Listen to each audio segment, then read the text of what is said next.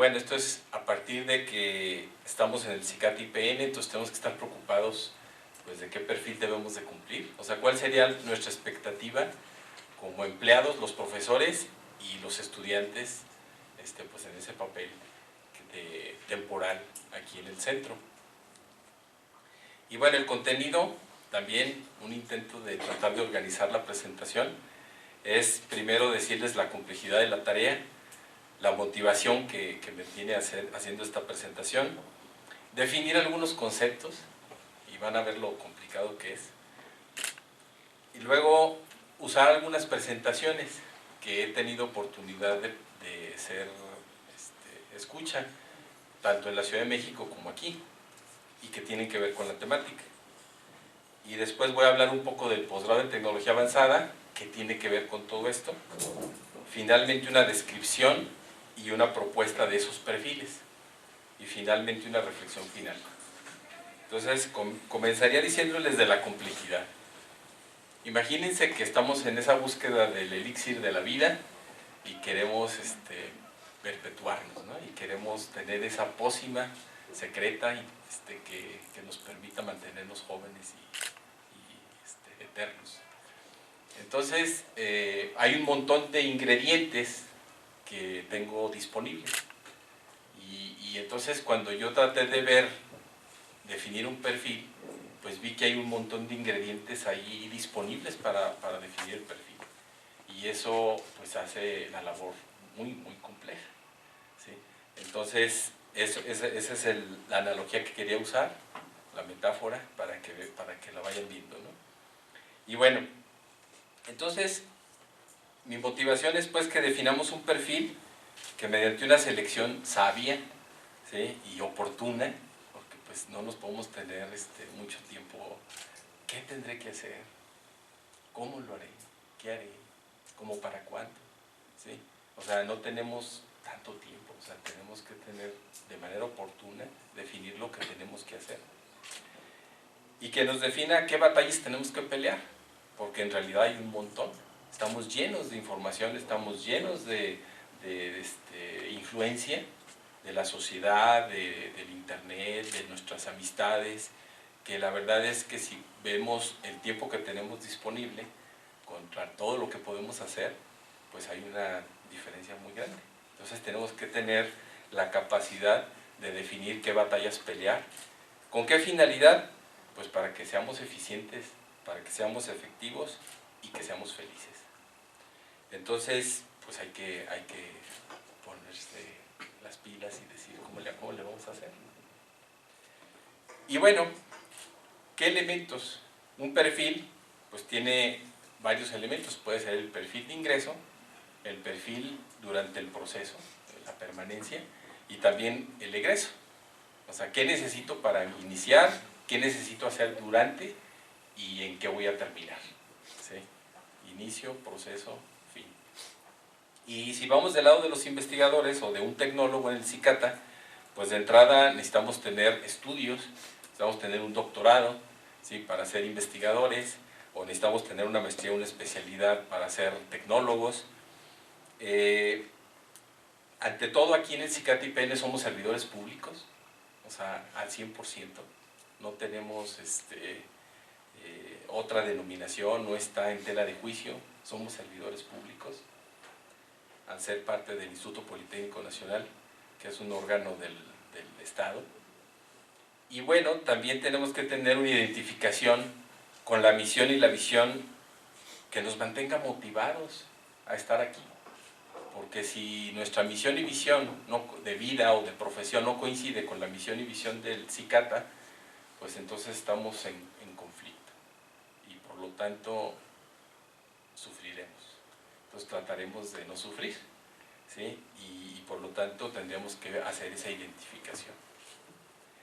Y también necesitamos, para poder ser investigador ideal 4.0, pues que tengamos los conocimientos, pero no solamente los conocimientos, sino también las habilidades para contribuir al propósito de la institución. No bastan los conocimientos, tenemos que tener habilidades. Y del lado del estudiante, bueno, pues todos los que ingresan aquí tienen una carrera técnica, ¿sí? Ese es el ingreso, el perfil de ingreso. tienen interés en el desarrollo tecnológico. ¿Qué más? Son becarios, ¿sí? Disfrutan de un apoyo también de fondos públicos. Requieren tener una dedicación a lo que están haciendo, y pues lo idóneo es que no sufran, que estén con bienestar, ¿sí? Porque si no están con bienestar, viene el estrés, viene la angustia, y entonces esto se vuelve un calvario, en vez de que sea una especie de monasterio que se estén preparando para lo que van a encontrar cuando egresen. Entonces tenemos que estar bien. Y pues en el futuro próximo, como perfil de egreso, pues van a requerir un empleo, ¿sí? Y ahí, igualito que los investigadores, van a requerir conocimientos, pero también van a requerir las habilidades necesarias. Pero ¿cuál es el mundo que se van a encontrar allá afuera? Pues todo lo que tiene ahora 4, ¿verdad? O sea, esta famosa transformación, cuarta transformación, la educación 4.0, ¿qué va a ser? La transformación industrial, todo es 4. Entonces, ese es el mundo en que nos vamos a enfrentar cuando egresen. Entonces, pues tenemos que estar preparados para ser exitosos en ese marco. Entonces, algunos conceptos voy a definir, desde lo que es la cuarta revolución industrial, la educación 4.0, la cuarta transformación, y que todo esto nos lleva a esos investigadores y a esos estudiantes 4.0. ¿Qué es esto de la cuarta revolución industrial? Bueno, hay definiciones, pero una que da el Foro Económico Mundial es esta, que está en estas láminas, donde la primera tiene que ver con el uso del vapor, y eso fue alrededor de terminando la década del siglo XVIII, ¿no? Y luego después viene la electricidad, y también eso genera una transformación muy fuerte en la industria. Otra, con la electrónica. Digamos que esto ya la mayor parte de nosotros hemos vivido esa transformación, pues ahora sí que de lleno. Y la nueva, ¿sí?, que se habla de sistemas ciberfísicos, y que tiene que ver, si se dan cuenta, aquí hay una computadora, un foco, una máquina, y aquí hay un cerebro, ¿sí?, un cerebro ahí. Ese es el logo que representa a la cuarta transformación industrial. ¿Y en qué consiste? Esa es la idea que queremos desarrollar. La foto, pues les representa como que la unión de todas esas etapas, ¿no? ¿Sí? Aquí hay un robot que está llevando algo que tiene una rueda, tiene alguien que lo dirige, con un sistema telemétrico, por ahí seguramente, pero bueno, es una imagen que está ahí mismo en la página del Foro Económico Mundial. Y entonces la pregunta que uno hace, bueno, si hay de industria, épocas de la industria, hay épocas de la educación, hay la versión 1, la versión 2, la versión 3, porque ahorita se habla de la educación 4.0. Y si nos remontamos a la educación, pues en realidad la educación tiene ya miles de años, ¿no? Desde que empezamos a acumular conocimiento, pues la educación no es más que la transmisión de conocimiento. Entonces, es muy influida las épocas ahora sí que las etapas de la educación por los medios de producción, de tal manera que de acuerdo a cómo va variando la industria, sí se va requiriendo diferentes personas. Pero hacer un matching, ahora sí que hacer exactamente, decir, hay educación 1.0 correspondiente a la industria 1.0, pues no es tan simple, ¿sí? Pero sí hay una correlación. Y bueno, la educación está siendo últimamente muy cuestionada, ¿sí? Al punto de que por ahí algún día uno de ustedes decía, pues si todo está en YouTube, todo lo que está en licenciatura, todo lo que necesitas hacer, todas las tareas que necesitan ustedes hacer, al menos a nivel de licenciatura, están en YouTube. Entonces, pues ¿para qué? ¿Para qué tenemos si ya toda la información la puedo encontrar en la red, pues ¿para qué quiero hacer una licenciatura, no? ¿Sí? Y la verdad, hay mucha gente que cree en esto, ¿sí? Cree que estamos cercanos a la desaparición de la educación superior, ¿sí? ¿Por qué? Pues porque la información cada vez está más disponible, cada vez está más fácil de acceder y además la forma de entenderla también ha variado mucho, ¿sí? Y a veces preferimos ver ese video de YouTube que la explicación del profesor, que a lo mejor ya está obsoleta, ¿no? Porque no la van a poner con un video muy animado, no la van a poner así, y entonces pues llega un momento en que cuestionamos. Y bueno, el cuestionamiento no solamente es de los mismos estudiantes, de los profesores, hasta de los papás, ¿verdad? Aquí, por ejemplo, en esta caricatura, habla de que los papás, como ven que sus hijos no tienen buena educación, quieren más horas de educación, más escuela, y los hijos quieren más, ahora sí que participación de los padres en la casa, ¿no? Entonces ahí es un problema que la transformación industrial y la educación pues está tocando la forma hasta de relacionarnos familiarmente, ¿sí? Y eso lo voy a seguir tocando más adelante, ¿sí? En realidad no se trata nada más de cambios técnicos, sino también de cambios sociales, de cambios políticos y de cambios culturales. O sea, esos cambios en la tecnología están tocando la forma en que nos relacionamos, en todos sentidos. Y bueno, dentro de la institución, pues existen obviamente mucho interés en que nos adaptemos. Entonces nosotros encontramos, los avisos del administrador recibimos usualmente información muy útil, por estar siempre muy ocupados, luego no la vemos, pero por ahí, por ejemplo, la revista de Innovación Educativa lanzó en este mes, bueno, en noviembre, un ejemplar completo dedicado precisamente al efecto que va a tener la cuarta transformación en la educación, ¿sí? Y por lo tanto tenemos que estar preparados como institución educativa a ajustarnos a esos efectos. Y bueno, también ustedes pueden, si se meten al portal del Politécnico en la parte de planeación, también podemos participar y podemos, hay una consulta de qué tendría que hacer el Politécnico para adaptarse a los nuevos tiempos. Entonces, si ustedes tienen interés en participar, pues esta es la dirección. Esta presentación se las voy a enviar a su correo institucional, pues para que tengan acceso a estas ligas.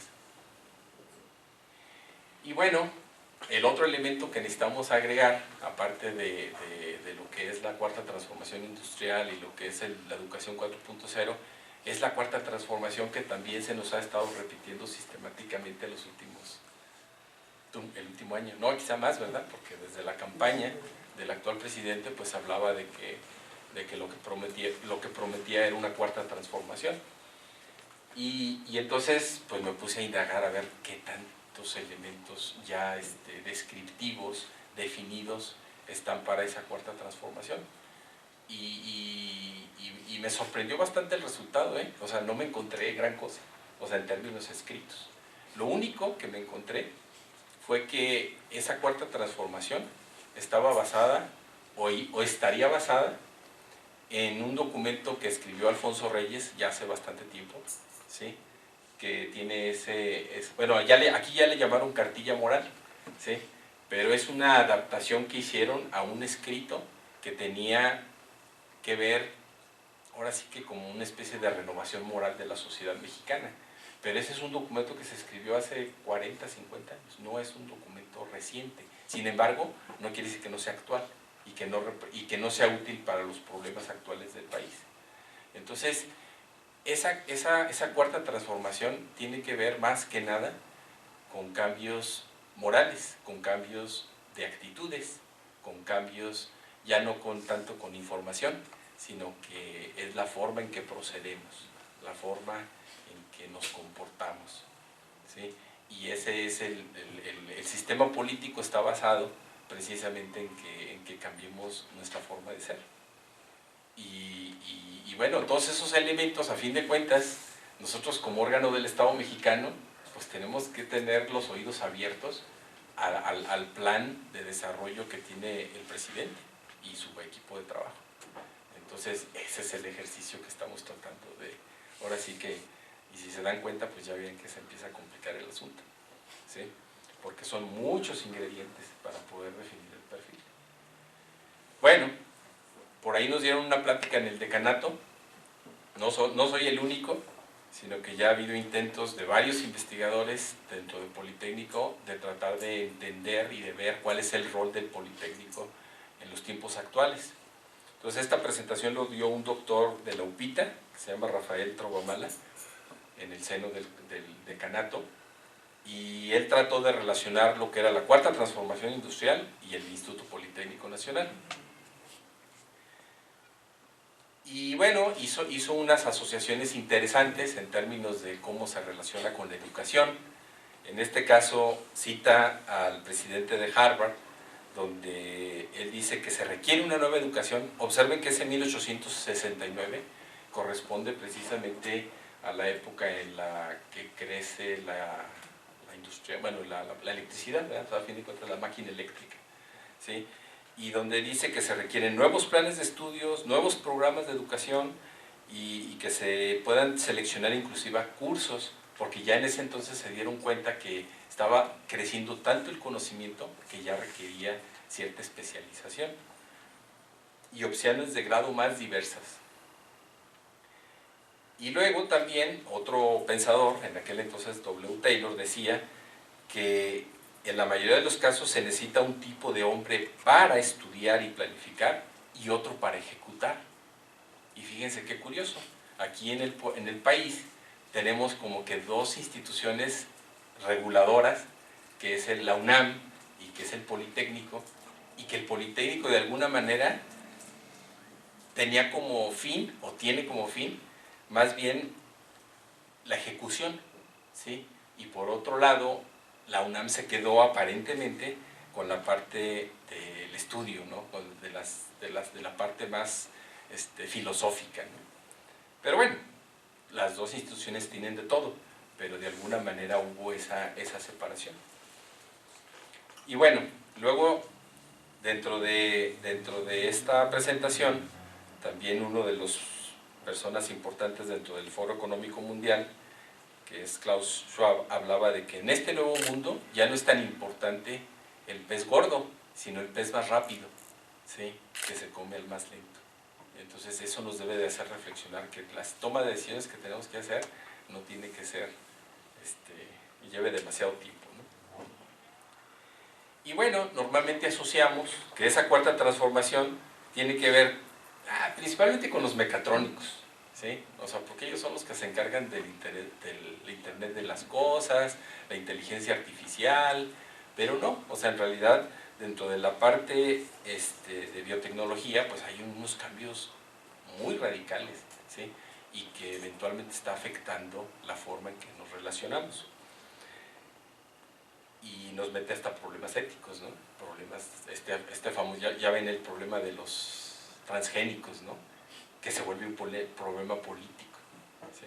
Y donde ahora nuestro presidente dice, no, nada que ver con los transgénicos, eso es del demonio, ¿no?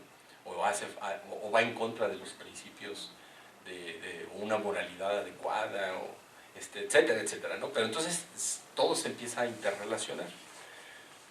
Y bueno, viene la secuenciación de los genes, la nanotecnología, las energías renovables, la computación cuántica, y todo eso, fíjense que afecta hasta todas las corporaciones, de cómo se van a organizar las corporaciones, si tienen directores generales, si tienen gerentes, si tienen jefes, si tienen empleados, porque la forma en que se producen los bienes está cambiando drásticamente, y entonces ya la figura del supervisor, pues prácticamente está desapareciendo, ¿sí?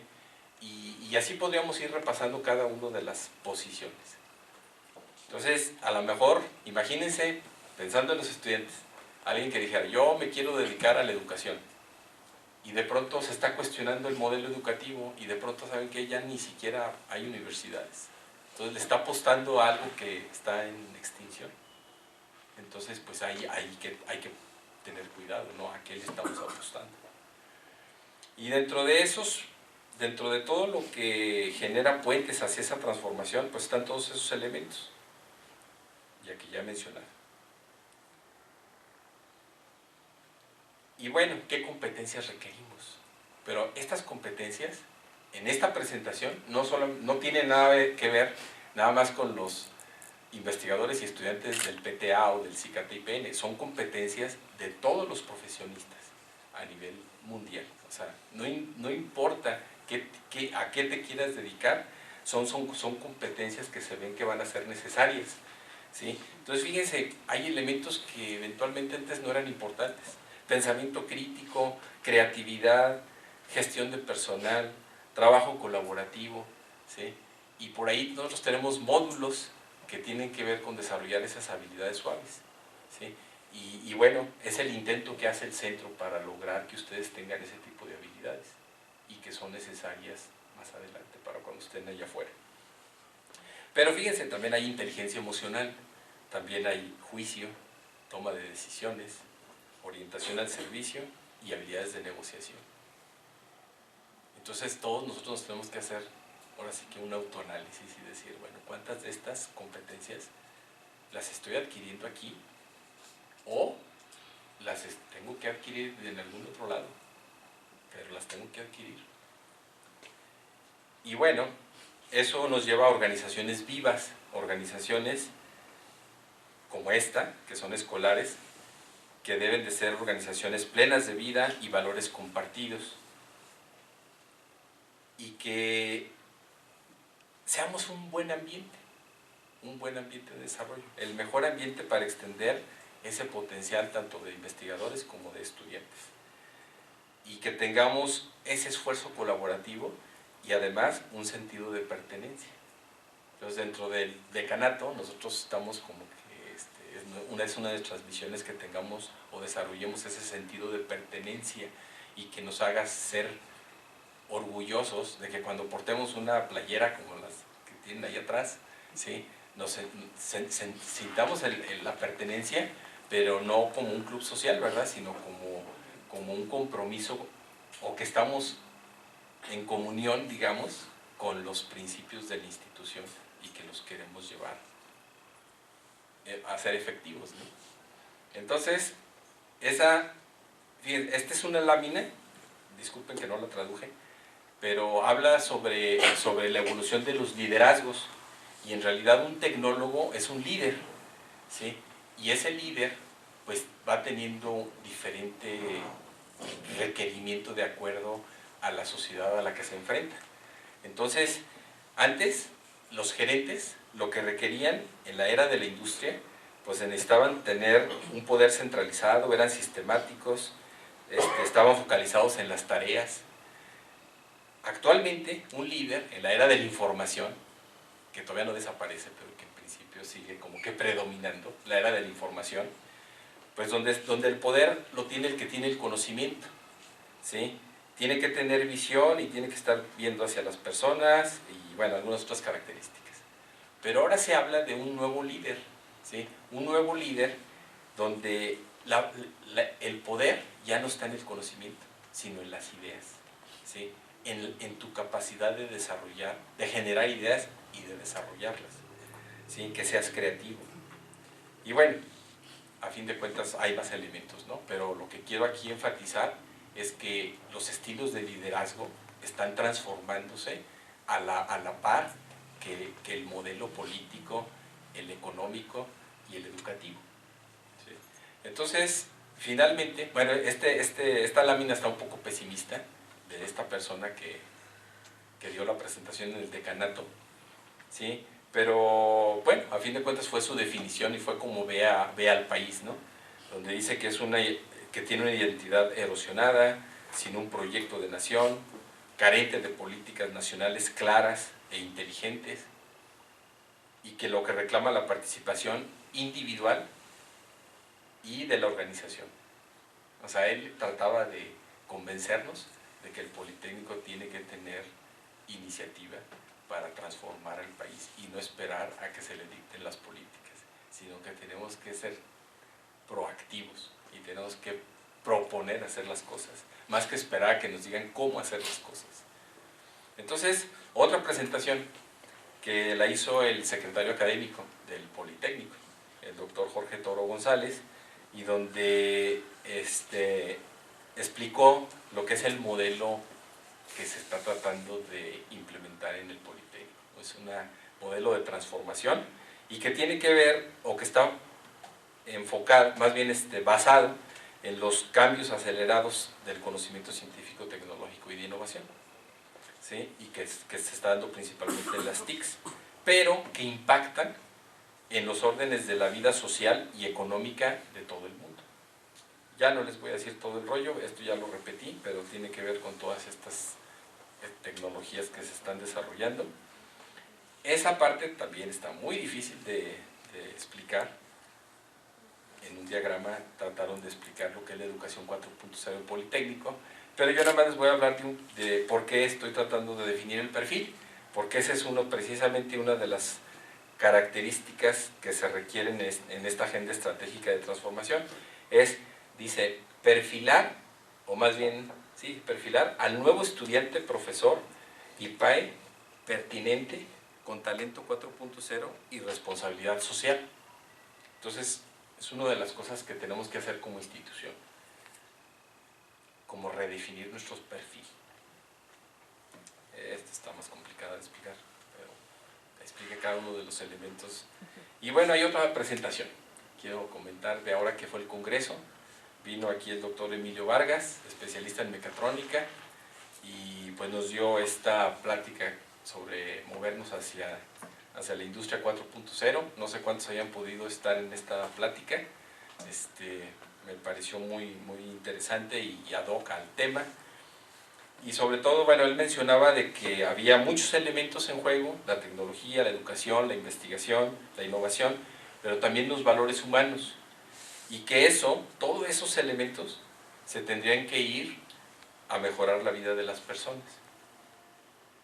Y eso, si lo quisiéramos encontrar en algún documento a nivel mundial descriptivo de lo que se debería de hacer, lo podríamos encontrar en este documento que emitió las Naciones Unidas en el 2015, ¿sí? Y que se llama la Agenda para el Desarrollo Sustentable, y que busca erradicar la pobreza al 2030 a nivel mundial. Y bueno, hay estadísticas muy interesantes de que habla de que eso es posible, ¿sí? Pero entonces, ¿qué hacemos nosotros para sumarnos a ese esfuerzo mundial? Esta parte se la agregué yo, esa parte no estaba en la presentación, pero simplemente quise trasladar esto que decía Emilio a un documento concreto que existe y que se los recomiendo mucho que le den una leída, ¿sí? Es un documento que tiene 17 metas a cumplir por todos los países, ¿no? Eso amerita una plática por sí sola. Y bueno, dentro de la industria 4.0, él hablaba de que había 3 procesos básicos, pero que esos 3 procesos básicos se estaban transformando con otros 4 elementos, que era la asistencia técnica, la transparencia en la formación, la conectividad y las decisiones descentralizadas. ¿Y por qué se están transformando? Pues porque hay todas estas tecnologías que hacen que estos elementos existan y estén retroalimentando a la forma en que producimos. Entonces, desde el Big Data, los robots, la simulación, sistemas inteligentes, integración vertical y horizontal.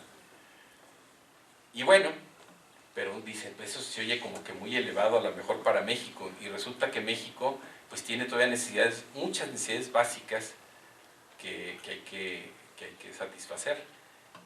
Problemas de agua, problemas de salud, problemas de alimentación, de vivienda. Entonces, tenemos que traducir todo ese esfuerzo internacional, toda esa corriente a nivel internacional de transformación de la industria, pues a nuestras necesidades. No tenemos que estar haciendo a lo mejor los teléfonos celulares, ¿sí? Porque para eso a lo mejor ahí nos van a hallar en lo que queremos hacerlos, ¿no? Pero sí podemos hacer a lo mejor sistemas eficientes de limpieza de agua, sí podemos producir mejores alimentos, y eso con tecnologías que tenemos a la mano. Entonces, habría que hacer las adaptaciones necesarias para nuestro país. Y bueno, posgrado en tecnología avanzada, eso es lo que somos. Ese posgrado nace dentro de los CICATA. Los CICATA nacen desde el año 96, en el 2 de septiembre del 96 nacen los CICATA, con este fin, de impartir docencia, desarrollar investigaciones científicas y de tecnología avanzada, dirigidas a la atención y solución de las necesidades de desarrollo científico y tecnológico del país. ¿Sí? Fíjense, no es, es muy concreto, no hay mucho que pensarle, ¿sí? Lo que deberíamos estar haciendo, ¿sí? Y eso está pues desde hace 23 años, ya vamos a cumplir 25 años. Y bueno, como teníamos que impartir docencia, pues lo primero o de las cosas primeras que se desarrollaron en el CICAT, aparte de proyectos vinculados, porque eso fue lo primero, los primeros 2 años, ¿sí? Fue crear un posgrado que tuviera esas características. Y en el 98, 2 años después, se crea el programa de maestría y el programa de doctorado. Pero son programas realmente nuevos en aquel entonces y tuvieron mucha resistencia. ¿Sí? ¿Por qué? Porque eran programas que no tenían ni una sola materia obligatoria, ¿sí? Todas las unidades de aprendizaje iban en función del proyecto, de satisfacer la necesidad a la cual estaba el estudiante y el investigador comprometido, ¿sí? Y pues así hemos estado intentando trabajar, donde ese es el programa de doctorado, seminarios departamentales y no hay materias. Y luego, revisando el modelo educativo que imperaba en el Politécnico desde los años, en la década 2000, del 2003, 2005, ahí se veía que dentro del posgrado nos estaba faltando un elemento que era la especialidad. Esa ya está descrito en esos documentos del nuevo modelo educativo, donde había una secuencia de cómo debíamos de estarnos formando a nivel de posgrado y donde íbamos a pasar de la especialidad maestría y doctorado con salidas laterales, donde las salidas iban en función de los intereses del estudiante y de la evolución del proyecto. O sea, había proyectos que podrían nada más llegar a especialidad, habría algunos que se podrían ir a maestría o a doctorado, ¿sí? Pero se debería de contemplar, en el caso de los estudiantes, decir, yo hasta aquí tengo formación necesaria para lo que quiero hacer, o quiero seguir a maestría o a doctorado. Y eso está escrito, ¿sí?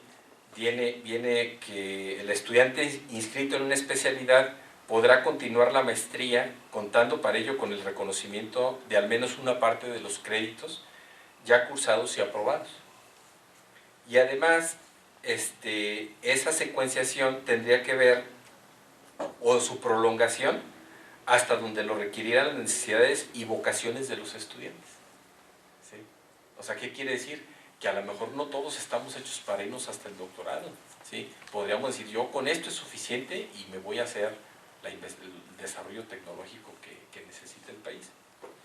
Bueno, y debido a eso se creó un programa, pero con las mismas características que la maestría y el doctorado, que no tuviera ni una sola materia optativa, obligatoria, pero que tuviera más énfasis en el área de habilidades, que era lo que realmente se veía que estaba haciendo falta. Ok, y bueno, eso hizo que tengamos esta estructura dentro de nuestro posgrado. Tengamos esos 3 niveles con diferente peso para las habilidades suaves y el conocimiento. Pero todos, sin excepción, pues parten de tener una licenciatura técnica y con intereses de desarrollarse tecnológicamente, hacer desarrollo tecnológico. Y en el camino, pues hemos experimentado vertientes de hacer proyectos con la industria, de hacer proyectos de interés del investigador, y por lo tanto hemos desarrollado modalidades tradicionales y con la industria. Ahora sí el perfil. Ahora, digamos, fíjense, ese fue todo el contexto, ¿sí? Algunas presentaciones, lo que era el PTA, ¿sí? Y lo que actualmente somos como investigadores y lo que actualmente el estudiante, y qué es a lo que tendríamos que atender. Entonces, el profesor, tecnólogo, investigador 4.0, que debería ser acorde a la misión del centro, tendría que desarrollar 3 actividades, ¿sí? Que es la investigación, la vinculación y la formación de recursos humanos, con diferente peso, ¿sí? Ahora sí que tenemos cierta libertad de generar un cierto peso a cada una de ellas. Y la forma de que nuestro salario se integra, pues es a través de estímulos, dependiendo de lo que hagamos en cada una de estas 3 vertientes. Nada más que nuestros estímulos actualmente tienen más que ver con la labor de investigación, ¿sí? Y entonces tenemos nuestro salario y estos 3 apoyos adicionales que eventualmente tienen que ver con qué hacemos en investigación. Aunque sí tienen peso la vinculación y la formación. Pero les puse aquí unas interrogaciones, ¿sí? Porque resulta que pues ya existe, con esta cuarta transformación, pues ya tenemos una amenaza muy fuerte de que esos estímulos, pues tarde que temprano van a desaparecer, ¿sí?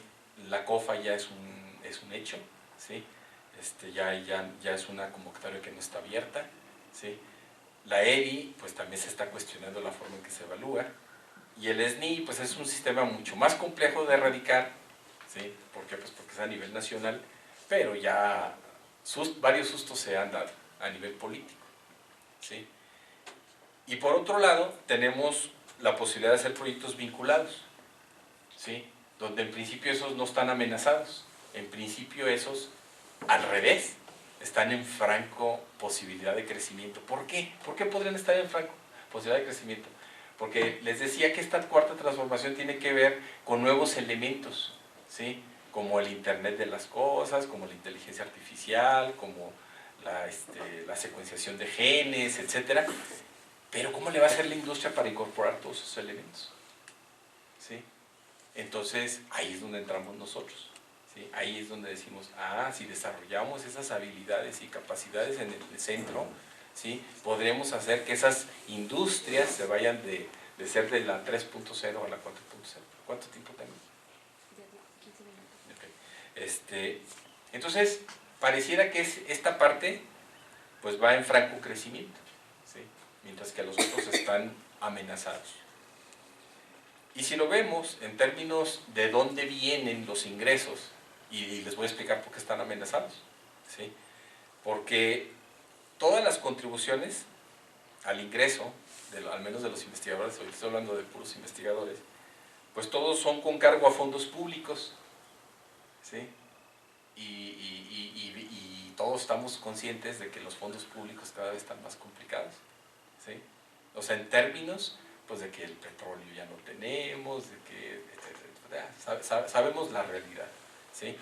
Y entonces pues están amenazados, y podríamos decir que todos esos fondos públicos en realidad para el país pues son un gasto. Ahora, ¿qué avecina en un futuro? ¿Qué podríamos pensar para que el salario no se vea en detrimento, ¿sí? ¿Cómo podríamos reemplazar ese salario que está amenazado? Bueno, pues a través de proyectos vinculados, ¿sí? Y proyectos con fondos públicos. Podríamos seguir trabajando con fondos públicos, pero esos fondos públicos ya sabemos que están condicionados a atender necesidades sociales, ¿sí? Entonces, sí podemos seguir teniendo esa posibilidad de recursos, pero ya con cierto condicionamiento. Y el que realmente podemos decir que está sin tope, ¿sí? Bueno, sí hay un tope, pero que tiene que ver con la legislación del Politécnico, pero a fin de cuentas, en términos de cantidad de proyectos vinculados con empresas, pues no tenemos ningún tope. Ahora dentro del estudiante, ¿sí? Bueno, pues el panorama es que tanto el Politécnico como las universidades públicas, como la UNAM, todos, no hay plazas, ¿sí? Por lo tanto menos becas, ¿sí? Si no hay plazas, pues menos becas. Pero sigue manteniéndose el asunto de los proyectos vinculados, ¿sí? O de generar empresas que hagan que las industrias puedan pasar de ser 3.0 a 4.0. ¿Sí? Entonces, el perfil que el medio nos está obligando, vamos a llamarle así, o nuestro contexto, es a caminar hacia allá, ¿sí? Porque si caminamos en el esquema tradicional, pues nos vamos a encontrar un desierto, ¿sí? Pero si caminamos, ahora sí que somos atentos a las señales, ¿sí? Pues entonces tendríamos que estarnos preparando para que cuando nos toque, pues seamos los primeros ahí, que tengamos el perfil necesario, ¿sí? Para contribuir a ese desarrollo. Y bueno, la reflexión final, a fin de cuentas, es qué hemos hecho, qué estamos haciendo y qué vamos a hacer. Y esa pregunta, pues nos la tenemos que estar haciendo todos, independientemente seamos profesores o seamos estudiantes. Y para no asustarlos, porque luego de pronto entra hasta ansiedad. Cuando nos dicen, es que los cambios son tan rápidos que ya cuando vuelvo ya estoy obsoleto. ¿Sí? Emilio dijo una cosa que a mí me llamó mucho la atención en su presentación ahora en el Congreso, donde decía que la industria 4.0, la educación 4.0, no elimina las anteriores. ¿Sí? O sea que en realidad el desarrollo académico, social, político, se sigue nutriendo de todas las etapas. Y una persona que produce, digamos, antes de la industria 4.0, digamos, alguien que ara con una yunta la tierra, esa analogía hacían, pues puede seguir viviendo perfectamente. ¿Sí? O sea, no quiere decir que porque ahorita ya haya robots que estén trabajando en el campo, quiere decir que de la otra forma no se pueda producir. ¿Sí? Pero sí tenemos que ser conscientes de que estamos en competencia y que eventualmente pues sí tenemos que estarnos actualizando. Por eso menciono estar alertas a la obsolescencia. ¿Sí? Y eso aplica tanto a profesores como estudiantes, porque si ahorita nosotros decimos, no, pues es que yo me dedico a dar cursos, y si esos cursos ya no son necesarios en el futuro, pues yo tengo que ver qué tengo que hacer, que siga siendo útil lo que yo sé hacer. ¿Sí? No se trata de cambiar lo que sabemos hacer, se trata de potenciar lo que sabemos hacer. Y bueno, pues ese sería, y a fin de cuentas, independientemente de lo que decidamos hacer, el resultado que siempre vamos a obtener pues va a ser proporcional al esfuerzo que le pongamos, ¿no? Entonces, una decisión sabia de definir qué batallas pelear con un esfuerzo decidido, con el mejor esfuerzo, seguramente nos pondrá en un mejor escenario y en una mejor posición para salir adelante.